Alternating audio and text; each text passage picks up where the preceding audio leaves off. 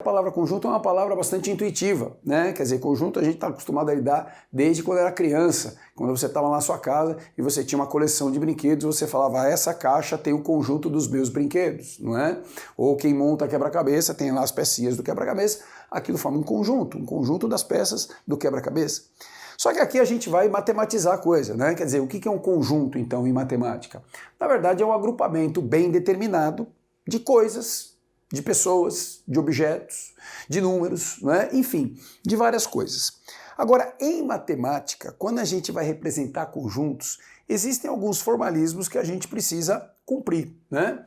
Então, assim, vou colocar um exemplo aqui, ó, bem simples. Vou colocar um conjunto que eu vou chamar de conjunto A. Normalmente, quando a gente dá nome a conjuntos, né, a gente chama por letras maiúsculas, né?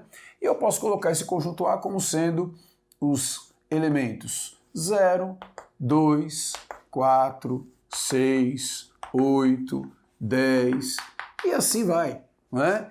Então percebam que aqui a gente tem todos os números naturais pares, 0, 2, 4, 6, 8, 10 e vai embora.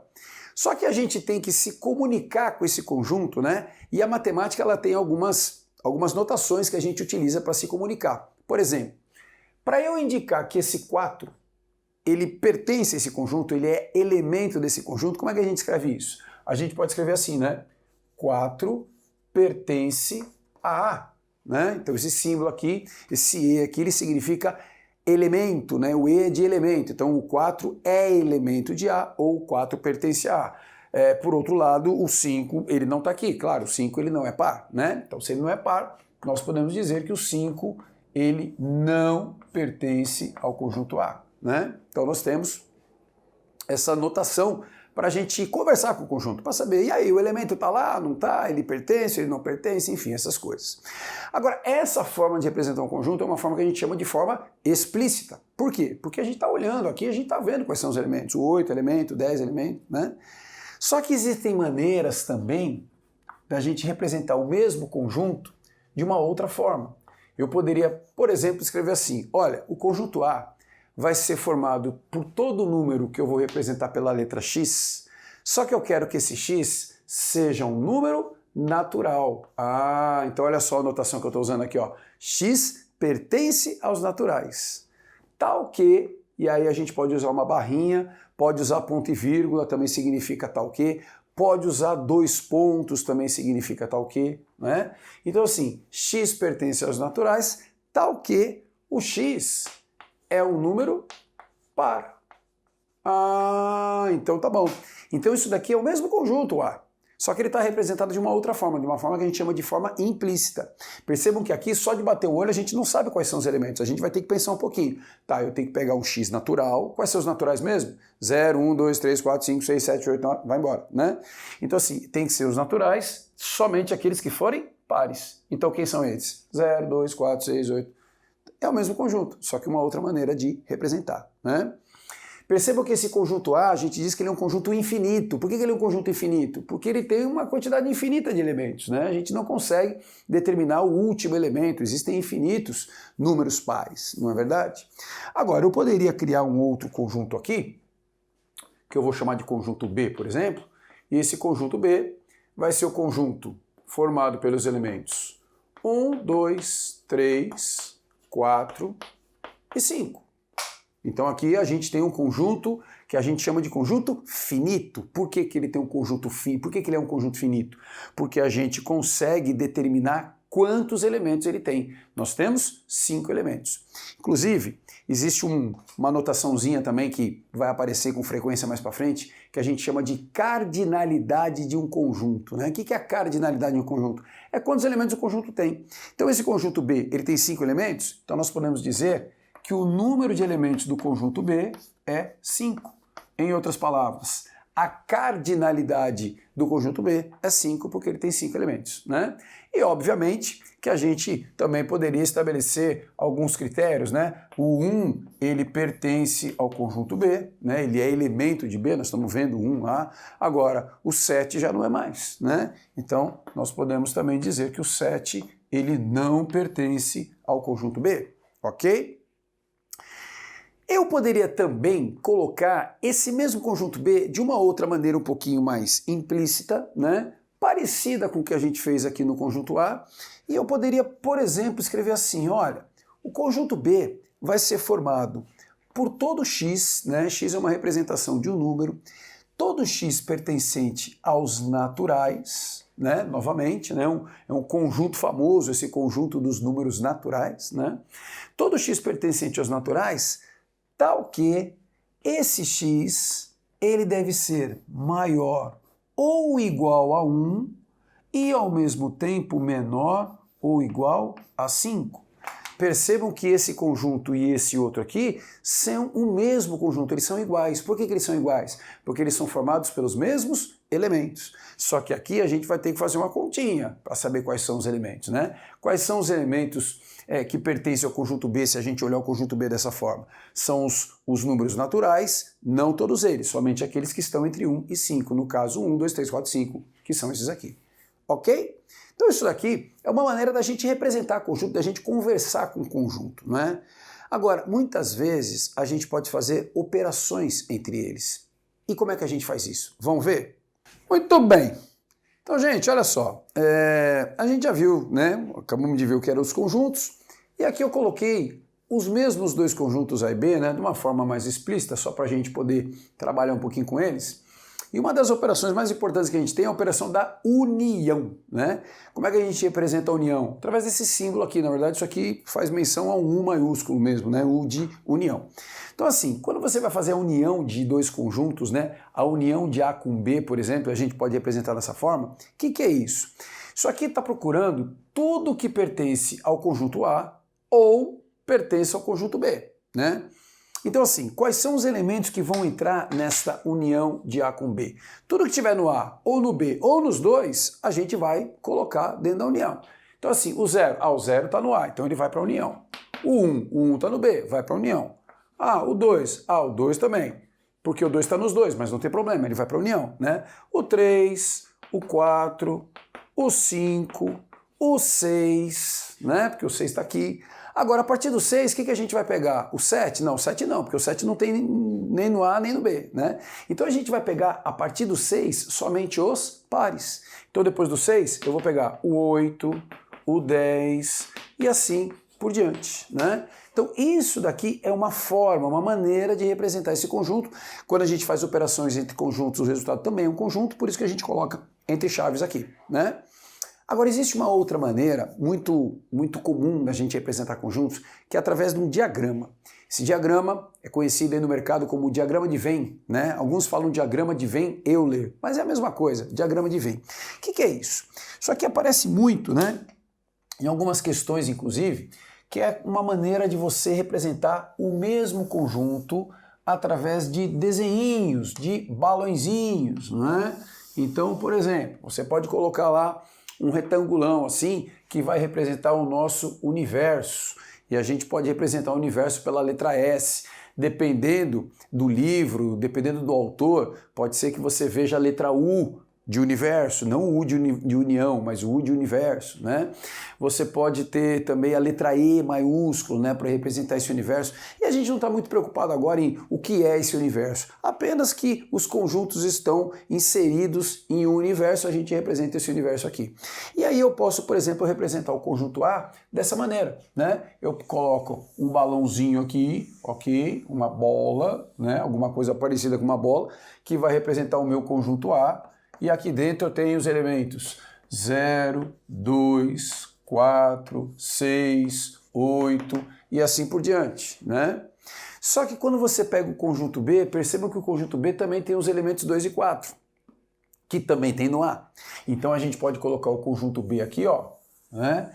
Envolvendo os elementos 2 e 4, só que além do 2 e 4 a gente tem o 1, o 3 e o 5. Esse daqui fica sendo o nosso conjunto B. Isso é o que a gente chama de diagrama de Venn. Quando a gente quer fazer a união deles, o que a gente faz? A gente pega tudo que está no A, só no A, tudo que está só no B e tudo que está nos dois. Então a gente vai destacar toda essa região aqui, ó, que eu estou destacando de amarelinho, né? Tudo isso daqui, ó, vai representar para nós a união desses dois conjuntos, não é? Claro que eu coloquei os elementos aqui dentro só para dar um destaque, chamar atenção para você, mas na prática muitas vezes a gente coloca só as bolas mesmo, os A e B, e a gente destaca a união como sendo tudo aquilo sem evidenciar os elementos ali. Essa é uma das operações que a gente tem. Agora, existem outras operações, e uma importante operação também que vai aparecer para você é aquilo que a gente chama de intersecção. Algumas pessoas chamam de interseção, é a mesma coisa, ok? Como é que a gente representa a interseção ou intersecção? É através desse U virado de ponta cabeça, seria o inverso ali da união, não é? Com o que a gente está procurando quando a gente faz a intersecção? Quando a gente faz a intersecção de A com B, por exemplo, né? O que nós estamos procurando?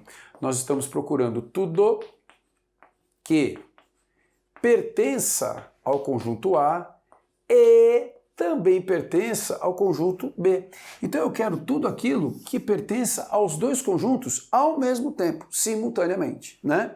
Acho que só de olhar aqui a gente sabe então que nesse caso a intersecção de A com B vai ser formada por quais elementos? Só aqueles que são comuns? No caso, o 2 é comum, o 4 é comum e mais nada, né? Então a intersecção aqui vai ser formada somente pelo 2 e pelo 4. Percebam que a gente também poderia representar essa mesma intersecção usando o diagrama de Venn, né? Como é que ficaria isso? Bom, a gente poderia colocar aqui o nosso diagrama de Venn novamente, né? Você tem aqui o seu conjunto universo, colocar a letra E aqui só para a gente mudar um pouquinho. Você tem os mesmos conjuntos A e B aqui, ó, A e B, né? Só não vou colocar os elementos aqui, são os mesmos que estão aqui, só para não poluir o desenho. E aí o que é intersecção? Intersecção é aquilo que está nos dois ao mesmo tempo, ou seja, essa regiãozinha aqui, ó, é a região da nossa intersecção. É isso que está nos dois conjuntos. Então estar no A e no B significa estar aqui. Uma jogadinha que às vezes a gente utiliza para a pessoa não esquecer, né? É assim, ó. Tudo que a gente fala que está no A ou está no B é o que a gente fala de união das coisas, né?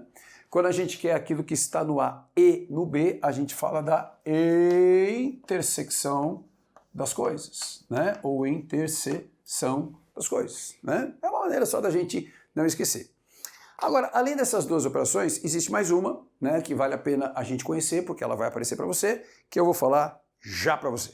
Muito bem, terceira operação, operação da diferença. Como é que a gente representa a diferença? A gente representa com sinal de menos, aquele mesmo menos que a gente usa para fazer conta, né? A diferença, né? Só que aqui a gente está falando de conjuntos. Só que percebam que eu coloquei aqui, ó, duas expressões, né? A menos B e B menos A. Já já você vai entender por quê. Bom, quando a gente fala de A menos B, o que a gente está procurando? A gente está procurando tudo que pertence a A, mas não pertence a B. Então eu quero aquilo tudo que está no A, mas não está no B. Percebam que quando você faz B menos A ideia é análoga, mas a coisa muda um pouco, né? Porque B menos A, como é que é a definição de B menos A? É tudo que pertence a B, mas não pertence a A. É o contrário, né? Quer dizer, a ideia é a mesma, só que a coisa é o contrário. E é importante a gente perceber que quando você faz a união de dois conjuntos, fazer a união de A com B ou B com A é a mesma coisa. Quando você faz a intersecção de A com B ou B com A, também é a mesma coisa, mas a diferença não. A diferença é que quando você muda a ordem aqui, você muda o conjunto. E a gente consegue visualizar isso de duas maneiras, né? Se você fizer A menos B na forma algébrica, né? Quer dizer, na forma de parênteses, de chaves, né? Colocando os elementos lá dentro. Como é que a gente faz? Tudo aquilo que está no A, mas não está no B. Quem é que está no A e não está no B? O 0 está no A e não está no B, então o 0 vai. O 2 está no B também, não quero. O 4 está no B também, não quero. O 6 não está no B, está no A, mas não está no B, então o 6 vai. E a partir do 6 a gente pega todos os pares que estão no conjunto A, né? Então 6, 8, 10 e vai embora, né? Nós temos aqui um conjunto infinito também. Por outro lado, se você fizesse B menos A, opa, aí vai mudar de figura, porque agora a gente quer os elementos que estão no B e não estão no A. Quem são esses? Estão no B e não estão no A, são esses ímpares aqui, ó, 1, 3 e 5. estão no B, mas não estão no A, né? Então, 1, 3 e 5 são os elementos do B menos A. Então muda um pouquinho de figura. E se você fizesse uma representação no diagrama de Venn, você vê também que existe uma região diferente que está sendo destacada, né? Então vamos colocar aqui, ó, um diagrama só para a gente visualizar. De novo, vou colocar o meu universo aqui, ó. Vou usar a letra E, né? A gente já viu lá na operação da união que a gente pode colocar os elementos aqui dentro, mas eu vou evitar colocar os elementos só para não poluir o nosso desenho, né? Então assim, se eu quiser destacar o que é o A menos B, o que está no A, mas não está no B. Bom, o que está no A, mas não está no B é só essa região aqui, né? Quer dizer, se está no B, a gente tem que tirar. Então essa região que eu estou destacando de amarelo, isso daqui é o que a gente chama de A menos B, ó. Isso daqui é o nosso A menos B. Diferentemente do B menos A. Se eu quisesse representar tudo que está no B, mas não está no A, eu vou pegar somente essa outra região do lado direito aqui, né? Essa outra região aqui, que é formado por esses outros elementos, 1, 3 e 5 aqui, isso daqui é o que representa para nós o B menos A. Ok? É isso daqui. Existe também a opção de você fazer isso daqui, né?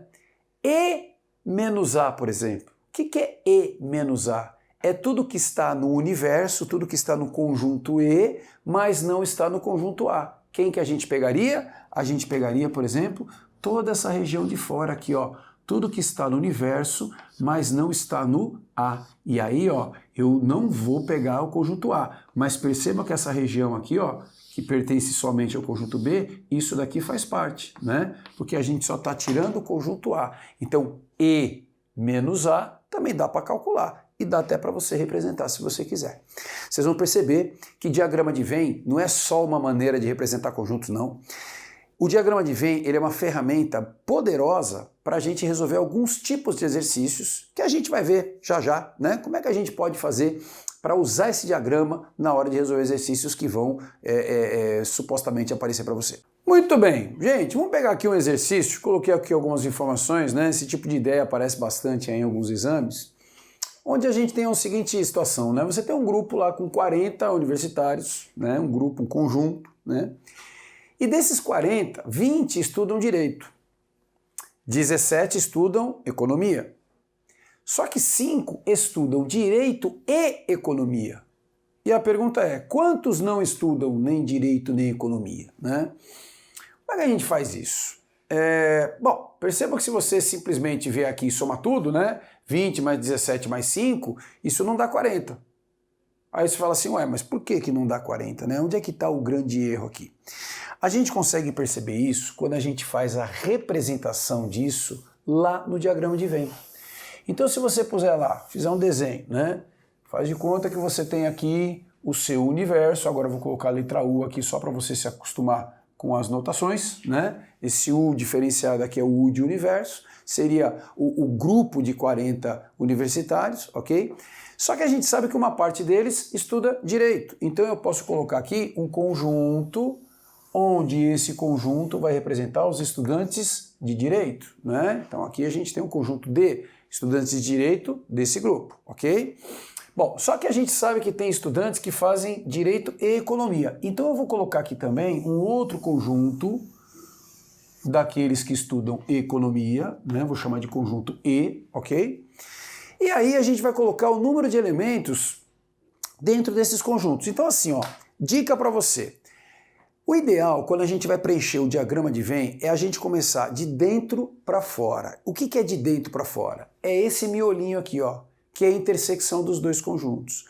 A gente conhece o número de elementos que tem nessa intersecção? Sim, a gente conhece. Está aqui, ó, 5. Se os 5 estudam direito e economia, certamente existem 5 estudantes aqui. Então eu já vou colocar a quantidade de 5 aqui dentro.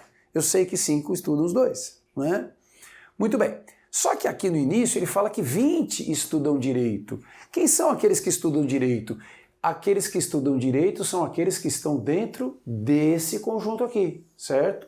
Então dentro desse conjunto direito eu tenho que ter 20 pessoas.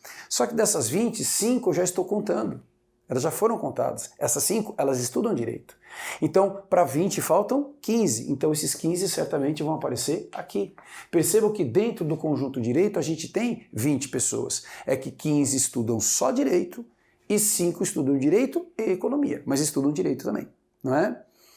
Percebam que a gente pode usar o mesmo raciocínio também para a economia, né? Aqui está dizendo que 17 estudam economia. O que é estudar economia? Estudar economia está nesse outro conjunto aqui. Esse conjunto aqui é o conjunto daqueles que estudam economia e tem que ter 17 pessoas aqui dentro, né? Só que dessas 17 pessoas, 5 a gente já está contando. Então, certamente faltam contar 12 que estão somente estudando economia. Não estudam direito ao mesmo tempo, estudam somente economia, não é?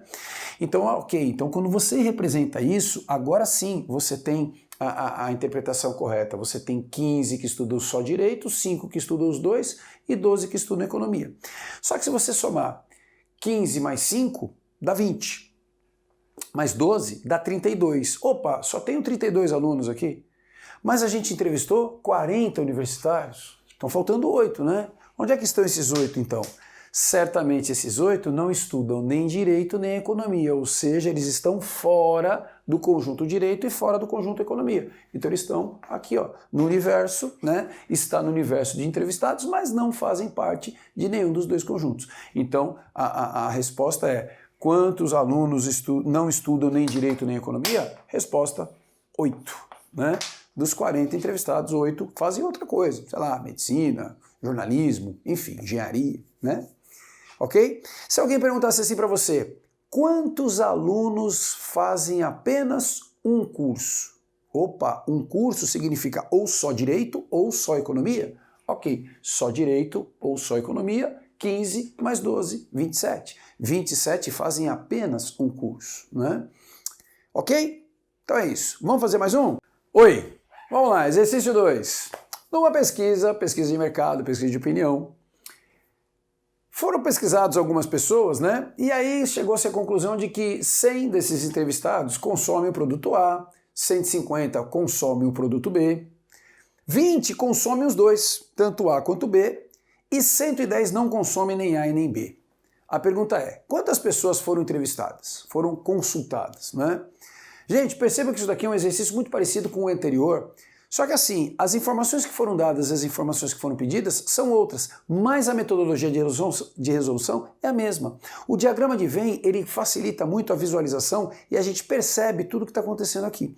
Então assim, novamente, se você fizer a representação do seu diagrama, você pode colocar lá o seu universo, né? Seu universo pode ser E, S, U, né? E aí eu vou colocar novamente os produtos ou os conjuntos A e B. Então você tem aqui conjunto A e também tem o conjunto B, obviamente representando os consumidores, tanto do produto A quanto do produto B, né? Muito bem. Então olha, lembra, começar de dentro para fora, né? O que é de dentro para fora? Opa, vamos pegar esse miolinho aqui, ó. A intersecção. Onde é que está a intersecção? Está aqui, ó. 20 consomem A e B. Então eu já sei que eu tenho 20 pessoas aqui dentro, né? Bom, só que a gente sabe também que 100 consomem o produto A. Ok, então eu tenho que ter 100 pessoas dentro desse conjunto. Só que dessas 100 pessoas, 20, eu já coloquei aqui, certamente as outras 80 estão aqui, consomem somente o produto A, né? Por outro lado, nós sabemos que 150 pessoas consomem o produto B. Ah, então 150 pessoas estão nesse conjunto aqui. Só que dessas 150 pessoas, 20 já foram contadas. 150 menos 20 dá 130. Então nós temos 130 pessoas aqui, ok? Bom, o que mais que a gente sabe? 110 pessoas não consomem nem A e nem B, ou seja, 110 pessoas estão fora dos conjuntos A e B, então 110 pessoas estão aqui fora, né? E a pergunta é, qual o total de pessoas consultadas? Se eu somar aquelas que consomem só o A, com aquelas que consomem os dois, com aquelas que consomem só o B, com aquelas que não consomem nem A e nem B, obviamente a gente vai ter o total de pessoas. Então o total de pessoas consultadas aqui, ó, tem que ser o quê? 80, mais 20, mais 130, mais 110, né? Aqui vai dar 100 com 130 dá 230, 230 com 110 dá 340 pessoas. Então, total de entrevistados foram 340. Agora, algumas dúvidas que talvez algumas pessoas tenham, né? E é legal a gente já desmistificar isso. Por que se a gente somar tudo isso daqui, não vai dar os 340? Se eu pegar 100 mais 150 mais 20 mais 110, não vai dar 340, vai dar mais. Vamos fazer a conta? Aqui vai dar 250, 250 com 20, 270, 270 com 110 dá 380. Ué, mas aqui só tem 340, aqui a soma deu 380, por quê? Gente, percebam que quando você pega esses 100 que consomem o produto A, dentro desses 100 existem esses 20 aqui, que consomem A também, é que eles consomem A e B, não é? Quando você pega esses 150, você também está contando com esses 20, porque esses 150 também tem os 20 lá dentro. Esses 20 consomem o produto B. Então, quando você soma 100 com 150, você já está somando esses 20 duas vezes. Opa, já está dando diferença. Você está somando os mesmos 20 duas vezes. E ainda por cima você vai lá e soma esse 20 de novo. Então você está somando 23 vezes. Só que o certo era você somar esse 20 uma vez só. Você está somando 3 vezes, você está somando 2 vezes a mais. Se você está somando 2 vezes a mais, você está somando quantos a mais? 40. Por isso que dá a diferença de 40. A soma aqui deu 380, a soma deu 340. Por quê? Porque se você simplesmente somar tudo, você está somando esses 20 3 vezes. E o certo é somar uma só. Por isso que uma maneira da gente visualizar isso é montar o diagrama de Venn e perceber que quando você separa só essa região, dessa de fora, agora sim você pode somar. Por quê? Porque você não está somando nada duas vezes, você já fez os respectivos descontos. Então essa é a jogadinha, essa é a dica para você resolver esse tipo de questão, ok? Vamos lá, exercício 3. Ó, parecido, hein? Mas um pouquinho diferente. Aqui o que a gente tem? 100 leitores, né, foram consultados numa pesquisa e aí descobriu-se que 20 leem a revista X, 40 leem a revista Y e 50 não leem nem X e nem Y. A pergunta é, quantas pessoas leem ambas as revistas? Vamos lá, diagrama de Venn? Pode ser, né? A gente está fazendo isso, está funcionando, né? Então vamos lá, vamos colocar aqui um diagrama novamente. Isso aqui vai ser o nosso universo de entrevistados. Todas as pessoas entrevistadas estão nesse conjunto, ok? Nós temos os leitores da revista X. Nós temos os leitores da revista Y, ok? E aí a gente vai preencher o diagrama de Venn. Lembra da dica? Sempre de dentro para fora, né? De dentro para fora significa que a gente vai começar por esse miolinho aqui. E esse miolinho o que que é? Esse daqui é o pessoal que lê as duas revistas, né? Lê tanto X quanto Y. Só que se a gente procurar aqui, a gente não tem essa informação. Ninguém disse para nós quantos leem X e Y. Aliás, é justamente isso que a gente quer descobrir. Então, como a gente não sabe, o que a gente pode fazer é, vamos criar um valor fictício, uma incógnita, uma letrinha que vai ajudar. E a gente pode, por exemplo, chamar de N. N é o total de pessoas que leem as duas revistas, que é o que eu quero descobrir. Se eu descobrir o N, a gente mata a questão, ok? Só que a gente sabe que 20 leem a revista X, ou seja, nós temos 20 pessoas nesse conjunto aqui, não é? 20 pessoas estão nesse conjunto, só que dessas 20, N a gente já contou. Quantas que faltam a gente contar? A diferença, 20 menos N. Então 20 menos N é o que a gente tem nessa região aqui. 20 menos N mais N vai dar os 20 que leem a revista X, ok? E o mesmo acontece quando você pega a revista Y, né? 40 leem a revista Y. Ok, então aqui no conjunto Y eu tenho que ter 40 pessoas. Só que dessas 40 pessoas, N eu já estou contando. Então eu vou ter que contar a diferença. Qual que é a diferença? 40 menos N. É o que falta para chegar no 40, ok? Muito bem.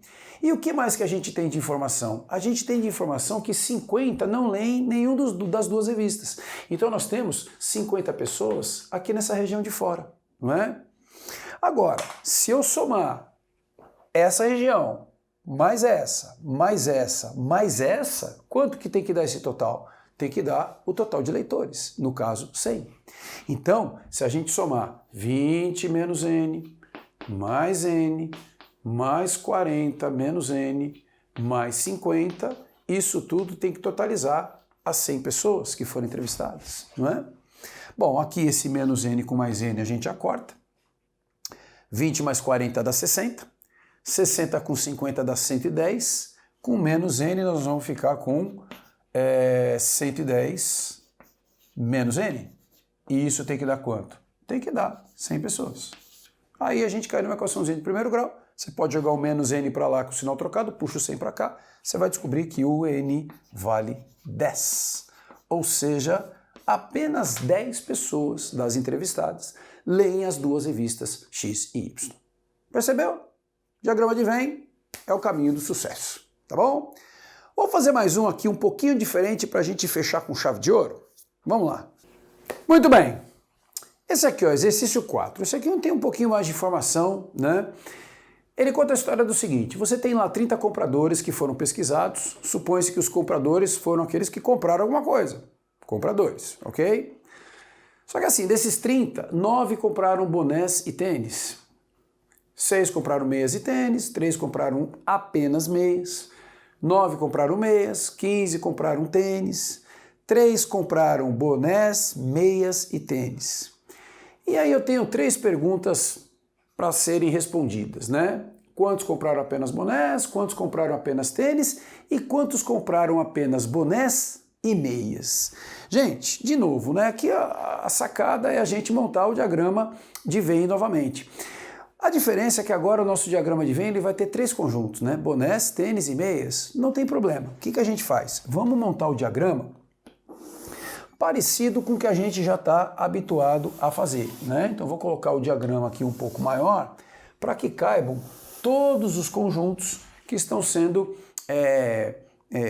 referidos aqui, né? Então eu vou colocar aqui novamente o meu conjunto S e vou colocar 3 conjuntos aqui dentro, mas a gente não pode esquecer que esses conjuntos eles devem ter intersecção entre eles de todas as formas possíveis, né?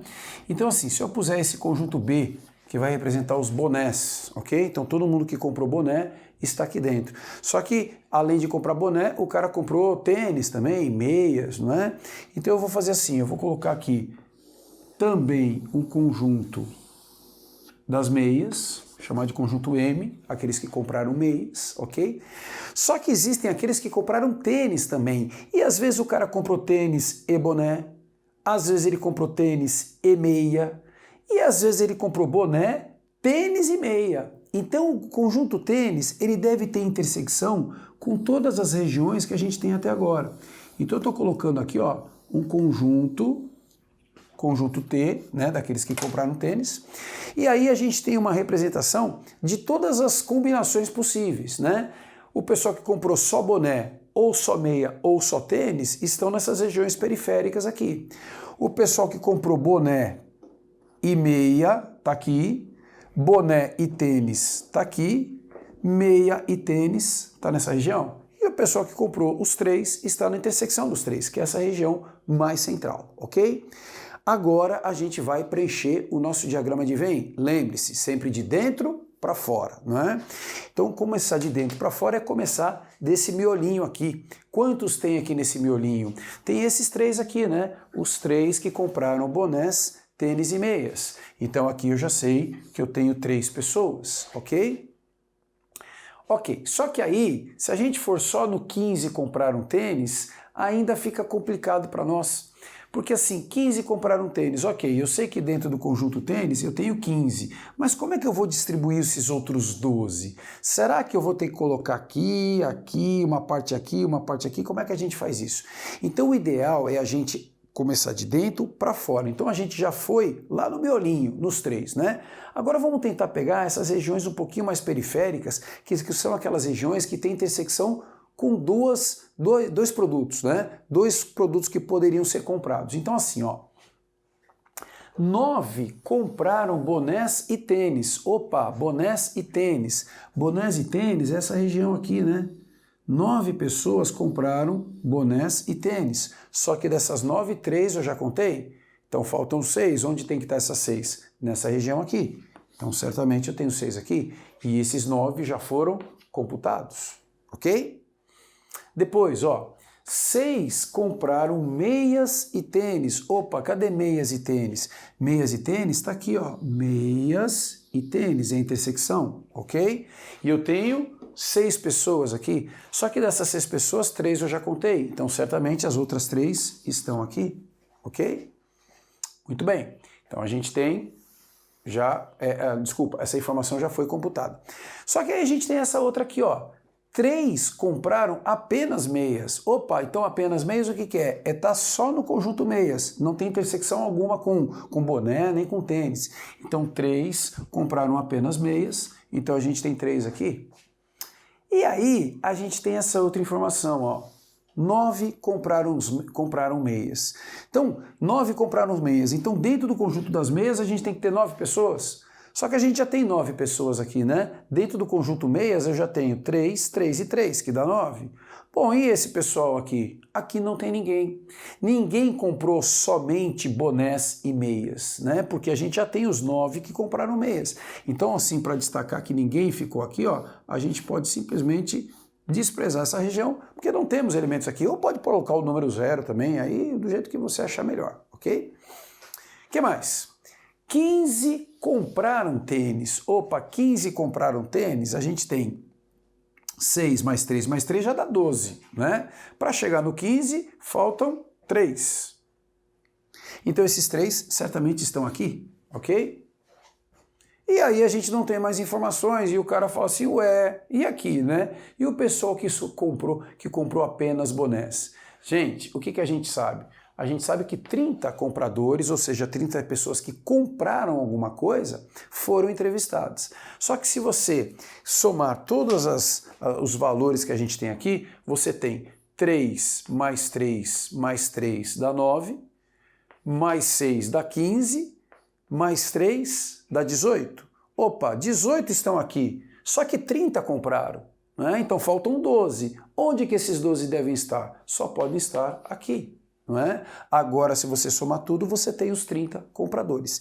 E uma vez que você montou, que você destrinchou cada regiãozinha dessa com as suas respectivas quantidades, as perguntas aqui já estão todas respondidas, né? Quantos compraram apenas bonés? Opa, apenas bonés? Aqui, ó, 12.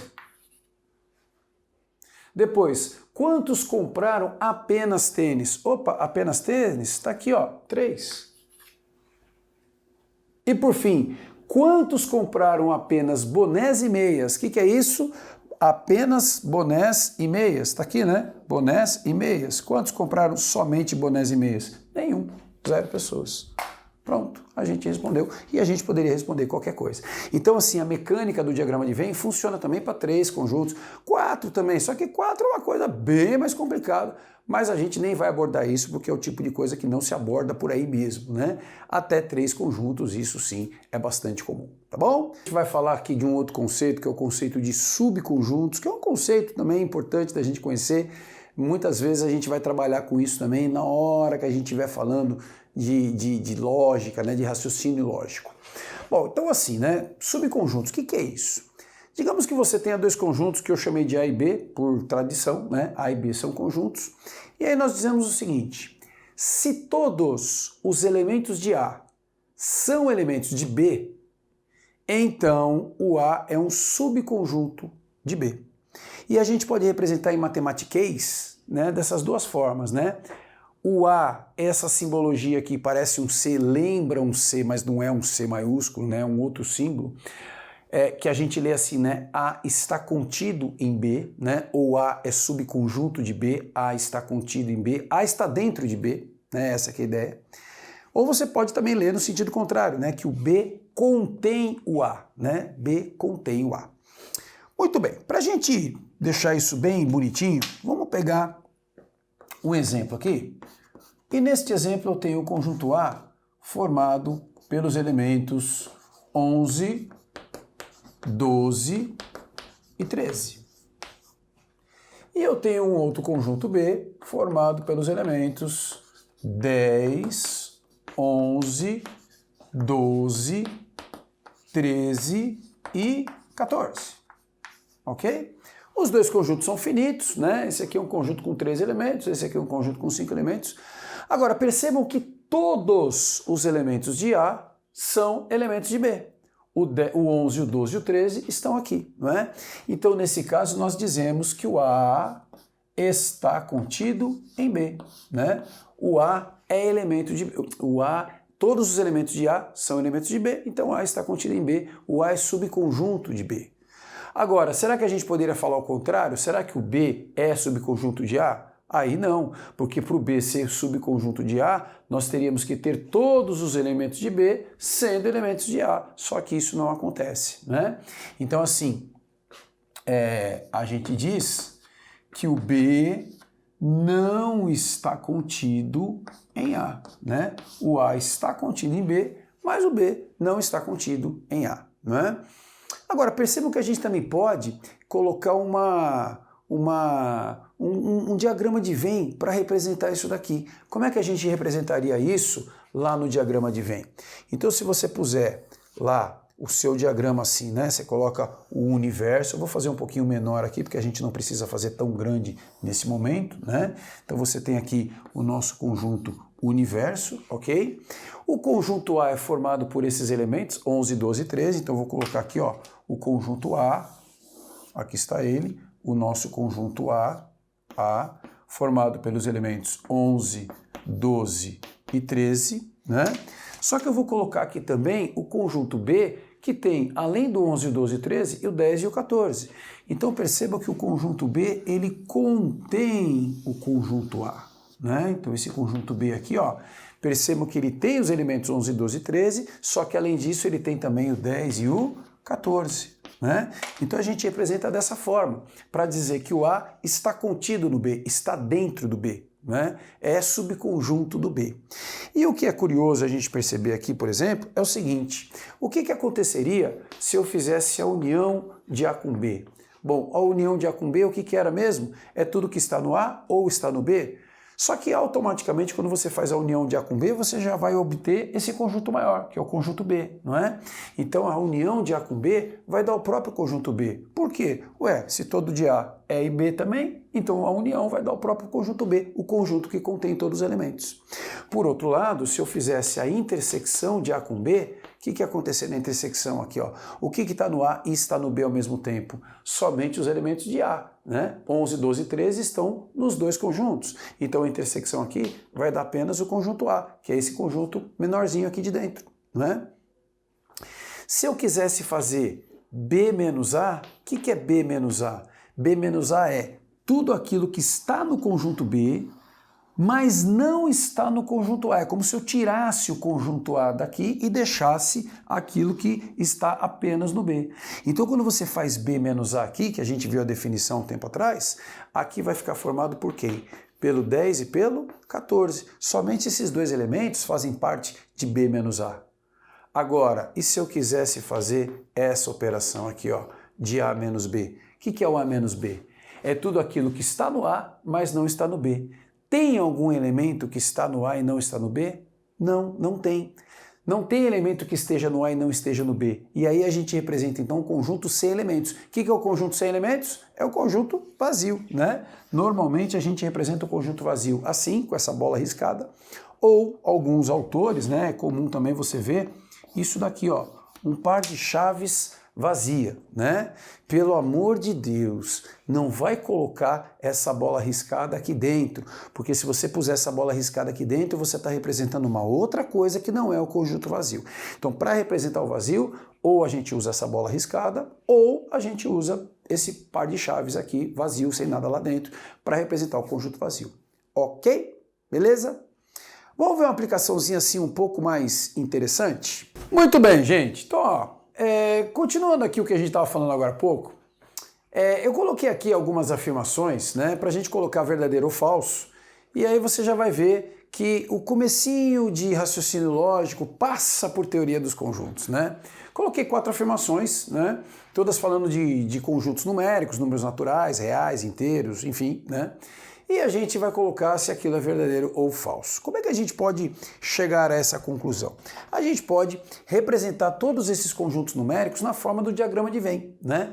Então assim, os primeiros números que a gente aprende a contar, né, aqueles que você começa a contar quando você é criança ainda, né, aqueles que você usa os dedos nas mãos para contar, é o conjunto dos números naturais, né? 0, 1, 2, 3, 4, 5. Então a gente pode dizer que existe um conjunto numérico que a gente representa com a letra N de números naturais, não é? Só que, na verdade, quando você vai crescendo um pouquinho, você descobre que esse conjunto, ele é parte de um conjunto que o contém.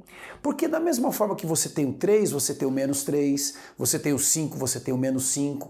Então esse outro conjunto que envolve os naturais negativos, vamos chamar assim, a gente dá um outro nome que é o conjunto dos números inteiros, só que o conjunto dos números inteiros contém o conjunto dos números naturais, então a gente pode colocar aqui um outro conjunto e a gente chama esse conjunto de conjunto Z, né? Conjunto Z é o conjunto dos números inteiros, ok? Então vamos colocar aqui, ó, que este Z representa os inteiros e o conjunto N, esse é mais fácil de aceitar, né? É o conjunto dos números naturais, ok? Muito bem.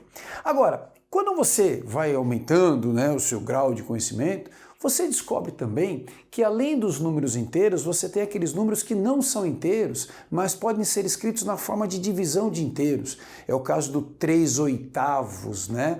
3 dividido por 8 é um número isso, né? Ou 5/3, né? 5 dividido por 3. Os números inteiros também podem ser escritos na forma de fração. O 3, ele pode ser escrito 3/1, ou 6/2, ou menos 6/-2. Mas a gente tem também aqueles outros fracionários, né? Que acaba formando um conjunto que contém todos esses, que é o conjunto dos números racionais, né? E a gente representa pela letra Q. Então esse Q aqui, ó, é o conjunto dos números racionais. Muito bem. E aí você pega o conjunto dos números racionais e junta com aquele conjunto dos números irracionais, que são aqueles que não podem ser escritos na forma de fração. É o caso do raiz de 2, é o caso do π, é o caso do e, né? Alguns números, algumas constantes na matemática. E aí a gente fecha então um corpo, pelo menos assim, né? A gente fecha um conjuntão aqui e normalmente esse conjuntão a gente chama de conjunto dos números reais, né? Então esse R aqui, ele está representando para nós os números reais, ok? Então percebam que quando a gente representa isso na forma de conjuntos, a gente tem vários subconjuntos aqui, né? E olhando para esses subconjuntos, a gente consegue descobrir se essas afirmações são verdadeiras ou falsas. Então quando ele fala assim, todo número natural é inteiro. Opa, quem são os naturais? São os números que estão aqui dentro. Esses são os naturais. Se eles estão aqui dentro, eles estão dentro do conjunto dos inteiros? Sim, porque os naturais formam o subconjunto dos inteiros. Então todo natural é inteiro. Isso é verdade. Então certamente essa afirmação aqui, ó, é verdadeira. Todo número natural é inteiro? Sim, todo número natural é inteiro. Se é natural, é inteiro. Agora, olha a segunda afirmação. Todo número racional é natural. Será que isso é verdade? Vamos ver. Quais são os números racionais? Conjunto Q. Ele diz, todo número racional é natural. Todo mundo que está dentro do conjunto Q está dentro do conjunto N? Não. Existem números que estão no conjunto dos racionais, mas que não estão no conjunto dos naturais. Então a gente poderia dizer assim, alguns racionais são naturais. Alguns. Agora, todo racional é natural? Isso não é verdade. Existem números racionais que não são naturais. Então isso daqui é falso. Certo? Agora, terceira afirmação, todo número inteiro é real. Todo número inteiro, ou seja, todo mundo que está dentro do conjunto Z está dentro do conjunto R? Claro, né? Esse conjunto Z é subconjunto dos reais. Aliás, todos os outros três conjuntos aqui são subconjuntos dos reais. Inclusive os reais é o subconjunto dos reais também, não é? Então, assim, todo inteiro é real? Sim, com certeza, isso é verdadeiro. Quarta afirmação, todo número real é racional. Todo número real é racional. todos os reais estão dentro do conjunto Q. Não é verdade. Existem reais que estão nessa região aqui, ó, fora do conjunto Q. Então isso não é verdade.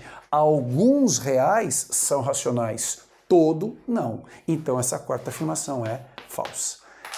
Então assim, o diagrama de Venn, a teoria dos conjuntos, ela acaba facilitando muitas vezes a gente resolver algumas questões como essa, né, algumas afirmações lógicas que a gente pode usar essa ferramenta para ajudar, para a gente conseguir descobrir o que é verdade e o que não é verdade, como a gente vai ver nas aulas subsequentes. Tá bom? Então, gente, bons estudos, um grande abraço, até a próxima. Tchau!